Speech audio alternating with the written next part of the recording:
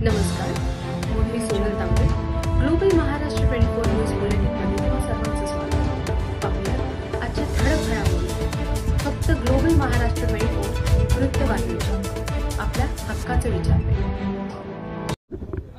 आपण बघतोय आज अनेक पक्षप्रवेश झालेले आहेत. स्थानिक पातळीवर तयारीला सुरुवात झालेली आहे.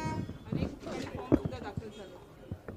अर्ज दाखल तर काल झालेच. आज नामनिर्देशन पत्राची छाननी सुद्धा झाली आणि छाननीच्या नंतर एक चित्र त्या ठिकाणी स्पष्ट होतं आहे. अर्ज मागे घेण्याच्या दिवसापर्यंत आपल्याला निश्चितपणाने राज्यातल्या वेगवेगळ्या जिल्ह्यामध्ये वेगवेगळ्या नगरपालिकांच्यामध्ये नेमकी काय स्थिती आहे ते आपल्याला समजून त्या ठिकाणी होईल. राष्ट्रवादी काँग्रेस पक्षाने आज आपले स्टार प्रचारक, प्रवक्ते, समन्वयक यांची पण आम्ही एक बैठक घेतली या ठिकाणी आणि त्या माध्यमातून पक्षाची उद्याच्या निवडणुकीचं रणनीती हे आम्ही त्या ठिकाणी ठरवलेली आहे. रायगडमध्ये आपण बघतोय की काही तुमचे समर्थक असणारे महत्त्वाचे उमेदवार हे पळवून नेण्याचं काम झालेलं आहे. शिंदे गटाकडे त्यांनी प्रवेश केल्याचं पाहायला मिळते. तटकरेंना शह देण्यासाठी विविध स्तरावरती प्रयत्न सुरू आहेत. चालू असतील, राहू शकतील. शेवटी या राजकारणामध्ये अशा पद्धतीच्या घडामोडी होत असतात.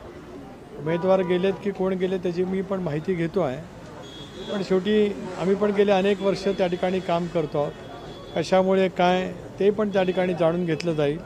याच्यात काय शंका वाटायचं काही कारण नाही. आज आपण बघतोय कॅबिनेटमध्ये शिंदेंच्या अनेक मंत्र्यांनी येणं, अनुपस्थित राहणं पसंत केलं. त्या पद्धतीची नाराजी त्यांनी मुख्यमंत्र्यांना व्यक्त करून दाखवली.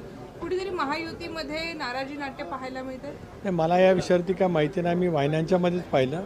शेवटी माननीय मुख्यमंत्री सक्षम आहेत. दीर्घकाळ त्यांनी या राज्याचं नेतृत्व केलेलं आहे.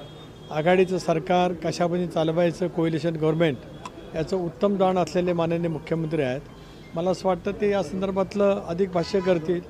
उपमुख्यमंत्री आहेत. एकनाथराव एकेकाळी मुख्यमंत्री म्हणून काम केलं, आज उपमुख्यमंत्री म्हणून काम करत आहेत. अजितदादा त्या ठिकाणी आहेत आणि शेवटी केंद्रातलं शीर्षस्थ नेतृत्व याकडे सुद्धा निश्चितपणाने सर्वजण पाहत आहेत.